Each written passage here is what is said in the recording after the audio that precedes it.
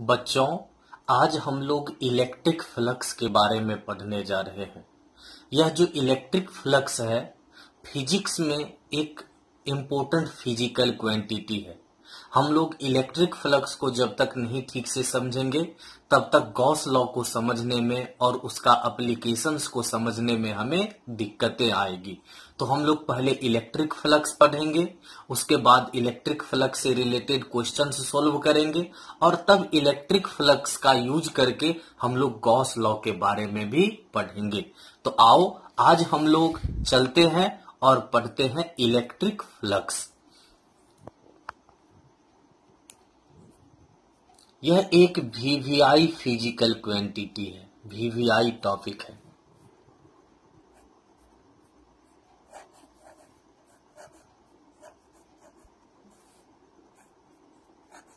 Electric flux, इसे हम लोग फाई से डिनोट करते हैं। किससे डिनोट करते हैं? तो इलेक्ट्रिक फ्लक्स को हम लोग डिनोट करेंगे फाई से। सबसे पहले जान लो कि फ्लक्स एक लैटिन वर्ड है।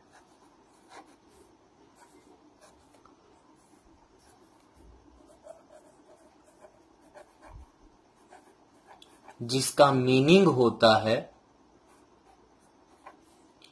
To flow. तो यह जो फ्लक्स है, यह कौन सा वर्ड है? एक लैटिन वर्ड, जिसका मीनिंग क्या होता है? To flow. तो याद रखेंगे कि flux is a Latin word which means to flow, अर्थात बहना। इसे कैसे डिफाइन करेंगे? Total number of electric field lines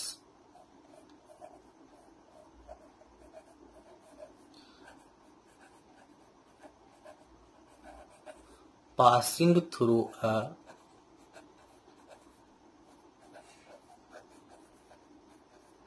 given surface is called electric flux. The total number of electric field lines passing through a given surface is called electric flux. किसी surface से होकर जितना electric field lines गुजरेगा, उसी के number को हम लोग क्या कहेंगे? इलेक्ट्रिक फ्लक्स कहेंगे। किसी सरफेस से जितना इलेक्ट्रिक फील्ड लाइंस गुजरेगा, उसी को हम लोग क्या कहेंगे? इलेक्ट्रिक फ्लक्स कहेंगे। अब इसका मेजरमेंट कैसे होगा? क्योंकि यह जो डिफिनेशन है, यह डिफिनेशन हमें इलेक्ट्रिक फ्लक्स का मेजरमेंट नहीं देता है। तो हमें मेजरमेंट के लिए कोई दूसरा तरीका चूज करना होगा। तो इसका मेजरमेंट कैसे होगा? देखो,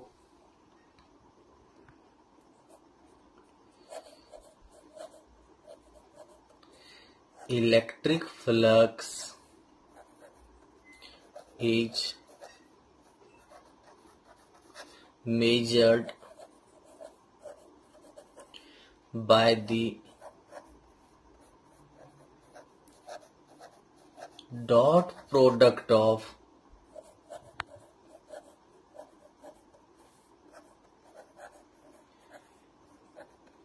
electric intensity and area vector। अब क्वेश्चन आता है, इलेक्ट्रिक फ्लक्स को कैसे मेजर करेंगे? तो इलेक्ट्रिक फ्लक्स का मेजरमेंट होता है इलेक्ट्रिक इंटेंसिटी और एरिया वेक्टर के डॉट प्रोडक्ट से। किसके थ्रू मेजरमेंट होता है इलेक्ट्रिक फ्लक्स का? तो इलेक्ट्रिक फ्लक्स का मेजरमेंट होगा इलेक्ट्रिक इंटेंसिटी और एरिया वेक्टर के डॉट प्रोडक्ट द्वारा। इसे ऐसे समझो, सपोज करो यह इलेक्ट्रिक फील्ड लाइंस है।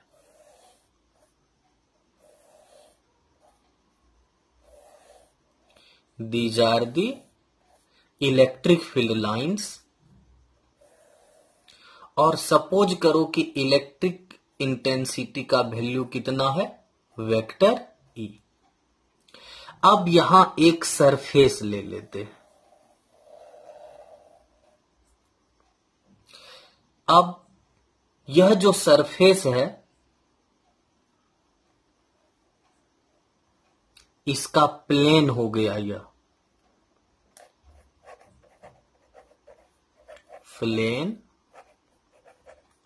Of the surface. अब यह जो सरफेस है, यह जो सरफेस है तुम लोग देख रहे हो, और इस सरफेस का जो यह प्लेन है, अगर इसका नॉर्मल, इस प्लेन का, यह जो सरफेस है इसका यह प्लेन है, जब इस प्लेन का नॉर्मल खींचोगे, किसका नॉर्मल, प्लेन का, यह प्लेन जो है इस प्लेन का नॉर्मल है, इसे कहते हो एरिया वेक्टर। तो याद रखेंगे कि एरिया वेक्टर जो होता है वह हमेशा सरफेस के प्लेन का क्या होता है, परपेंडिकुलर होता है। क्या होता है, परपेंडिकुलर। तो यह एरिया वेक्टर है और यह इलेक्ट्रिक इंटेंसिटी है। तो फ्लक्स थ्रू दी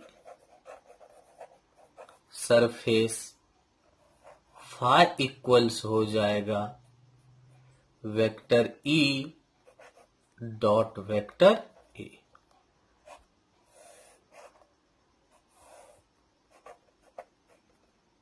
अब सपोज कर लो कि इलेक्ट्रिक इंटेंसिटी और एरिया वेक्टर के बीच का एंगल कितना है, theta.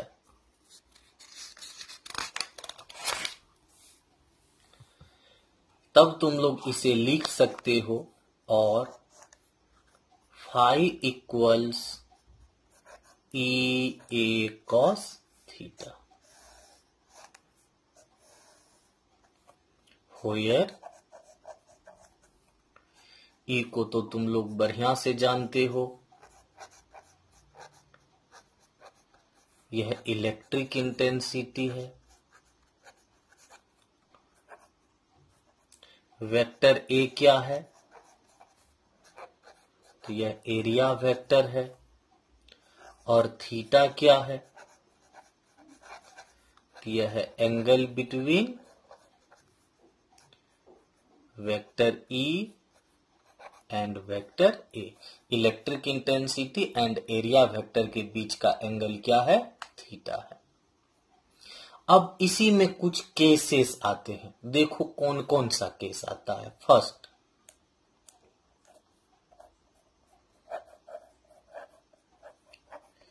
Electric flux linked with the small surface element क्या हो जाएगा। तो देखो वही इलेक्ट्रिक इंटेंसिटी है हमारे पास,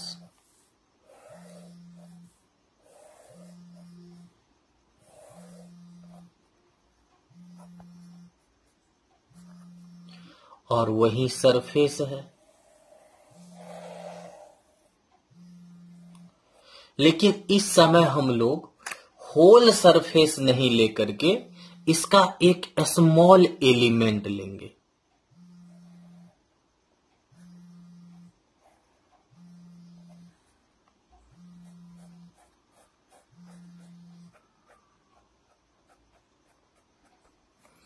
यह है small element of the surface. अब यह जो स्मॉल एलिमेंट है इसका एरिया एलिमेंट भी स्मॉल ही होगा।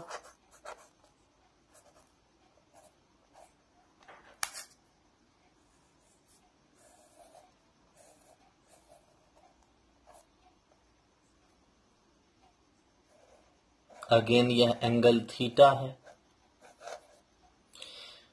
तो यह जो DA है, वेक्टर DA, इसे कहोगे तुम लोग स्मॉल एरिया एलिमेंट। तब फ्लक्स linked with the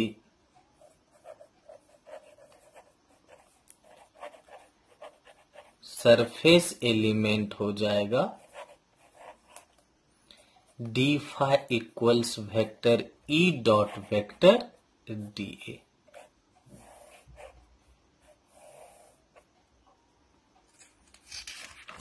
इसको तुम लोग लिख सकते हो d phi equals EDA cos theta.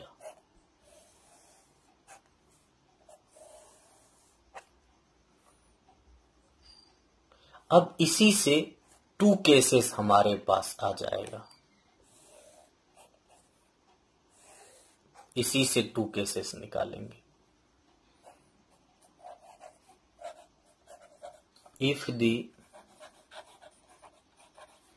surface is open, then total electric flux linked with the whole surface। अगर हमारे पास जो यह सरफेस है यह क्या हो, ओपन हो, तब इस होल सरफेस के लिए, इस सरफेस एलिमेंट के लिए तो इलेक्ट्रिक फ्लक्स कैलकुलेट कर चुके हैं। अब अगर इस होल सरफेस के लिए इलेक्ट्रिक फ्लक्स कैलकुलेट करना हो तब कैसे कैलकुलेट करेंगे? तो याद रखना कि यह होल सरफेस ओपन भी हो सकता है और क्लोज्ड भी हो सकता है।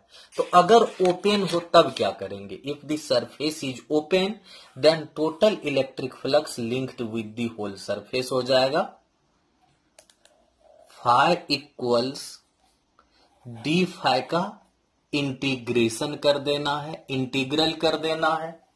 और यहां जो इंटीग्रेट करोगे तो किसके लिए इंटीग्रेट करोगे? तो एरिया के लिए, क्योंकि सरफेस में क्या होता है, एरिया होता है।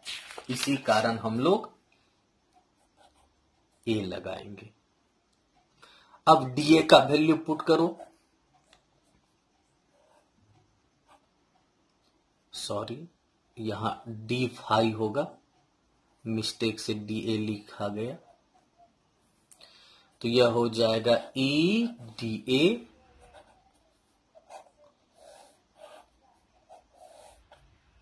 अब तुम लोग इसे क्या पढ़ोगे?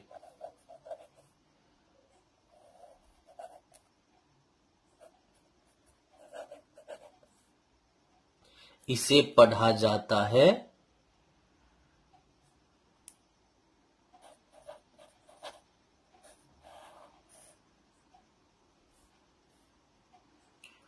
Phi equals area integral for open surface d phi, और डी फाई का वैल्यू यहां से पुट कर देंगे हम लोग E D A cos theta. हो यार, इसे तुम लोग पढ़ते हो area integral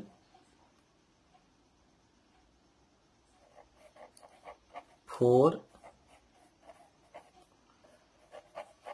open surface EDA। क्या पढ़ोगे? Area integral for open surface EDA, और यहां कॉस थीटा भी है। Next, if the surface is closed then total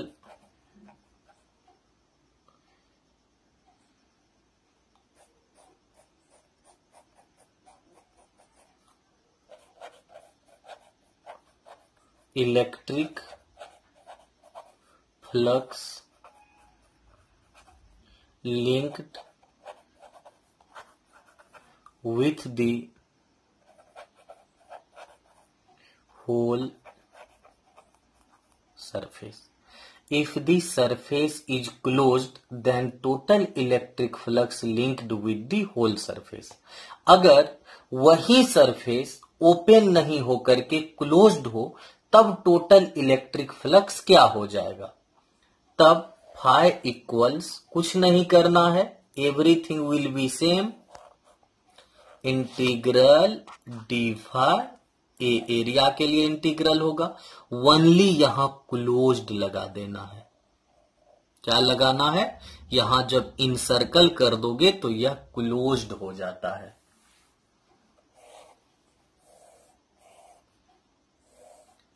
अब तुम लोग डी फाई का वैल्यू पुट कर दो, तो यहां से यहां देख रहे हो डी फाई का वैल्यू, तो फाई इक्वल्स हो जाएगा area integral for closed surface E D A cos theta.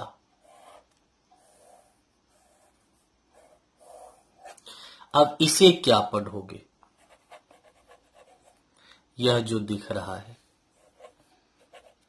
इसे पढ़ना है area integral for closed surface. तो इसे पढ़ते हैं area integral for open surface, और इसे पढ़ते हैं area integral for closed surface. क्या पढ़ोगे इसे? Area integral for closed surface, और इसे क्या पढ़ोगे? Area integral for open surface. समझ गए बात को? अब आगे बढ़ते हैं।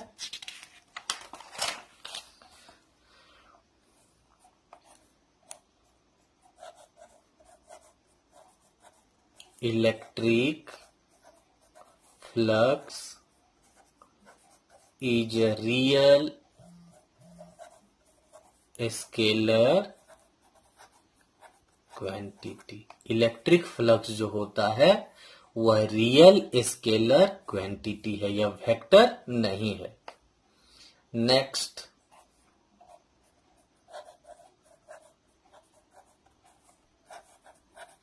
Electric flux can be positive, negative और जीरो। इलेक्ट्रिक फ्लक्स पॉजिटिव भी हो सकता है, निगेटिव भी हो सकता है, जीरो भी हो सकता है। इसका ऐसा यूनिट होगा न्यूटन मीटर स्क्वायर पर कूलम, जबकि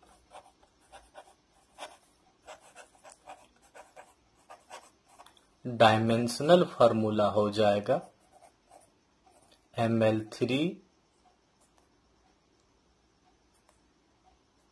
t-3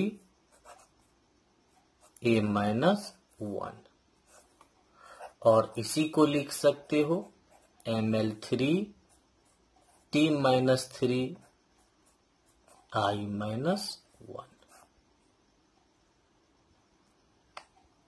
अब आगे बढ़ते हैं बच्चों।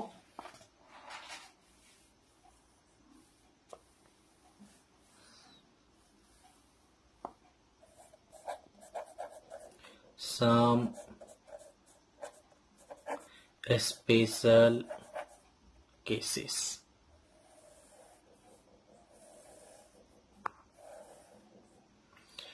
First,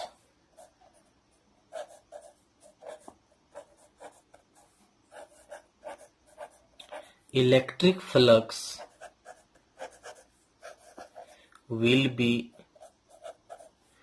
positive if theta is less than 90 degree. इसे याद रखेंगे कि इलेक्ट्रिक फ्लक्स तब पॉजिटिव होगा जब थीटा 90 डिग्री से लेस हो, 90 डिग्री से less.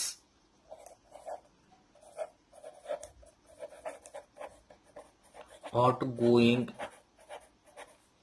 flux is always positive. अब देखो,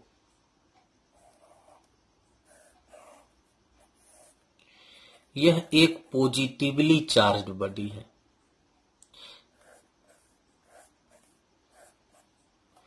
अब यह जो फ्लक्स है इसे आउटगोइंग फ्लक्स कहोगे, और यह जो आउटगोइंग फ्लक्स है यह ऑलवेज क्या होगा? पॉजिटिव होगा। इसे आउटगोइंग फ्लक्स कहते हैं।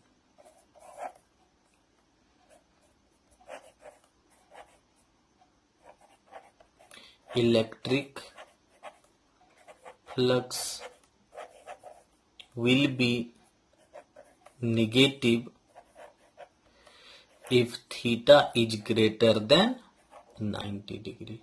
और याद रखेंगे कि इलेक्ट्रिक फ्लक्स कब निगेटिव होता है? तो जब थीटा 90 डिग्री से क्या हो? ग्रेटर हो, लेकिन 180 डिग्री से क्या हो? लेसर हो। तो थीटा 180 से लेसर हो और 90 से ग्रेटर हो। तो 180 और 90 के बीच जब थीटा होगा तब इलेक्ट्रिक फ्लक्स क्या होगा? निगेटिव।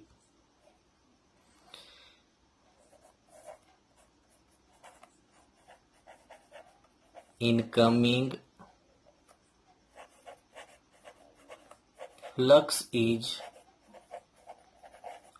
Always negative. अब यहां जो तुम लोग देखोगे यह इनकमिंग फ्लक्स होगा। इसे इनकमिंग फ्लक्स कहते हैं। और यह जो इनकमिंग फ्लक्स है यह ऑलवेज क्या होता है? नेगेटिव। तो आउटगोइंग फ्लक्स ऑलवेज पॉजिटिव होगा, इनकमिंग फ्लक्स ऑलवेज नेगेटिव होगा। अगर थीटा का वैल्यू 90 डिग्री से क्या हो जाए, अगर थीटा का वैल्यू 90 से लेस हो तो फ्लक्स पॉजिटिव होगा। अगर वही थीटा का वैल्यू 90 और 180 के बीच हो जाए तब वहां पर फ्लक्स क्या हो जाएगा? Negative.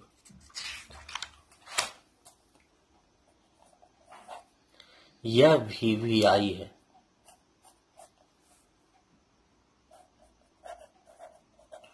Flux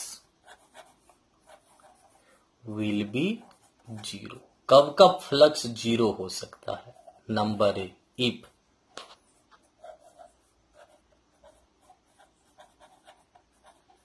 incoming flux equals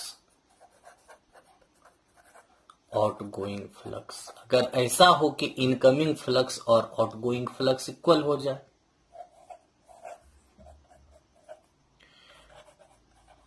no charge inside closed surface. अगर किसी क्लोज्ड सरफेस के अंदर कोई चार्ज ही नहीं हो,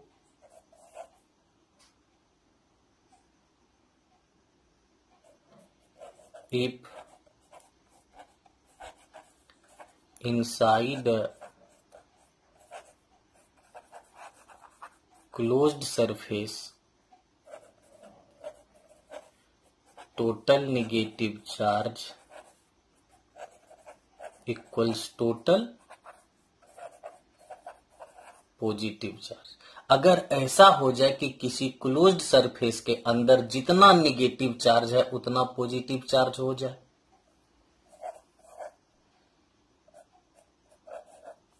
if there is a dipole inside the closed surface, अगर किसी क्लोज्ड सरफेस के अंदर कोई डायपोल मौजूद हो, if many dipoles are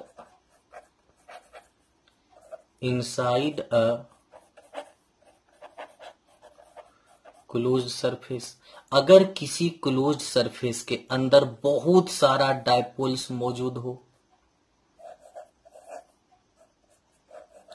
if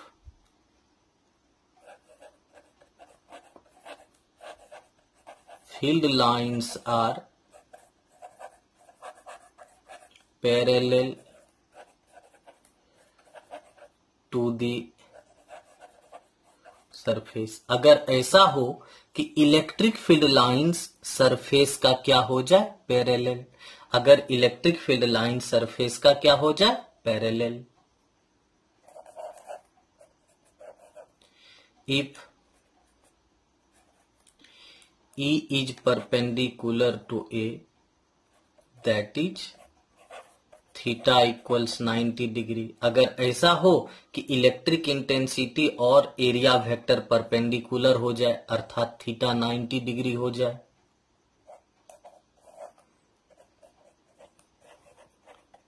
no field no flux. याद रखेंगे, जहां फील्ड नहीं है वहां फ्लक्स भी नहीं होगा। तो आज हम लोग इलेक्ट्रिक फ्लक्स के बारे में पढ़े। यह एक इम्पोर्टेंट फिजिकल क्वांटिटी है। इससे हमें उम्मीद है कि तुम लोग बहुत बेनिफिटेड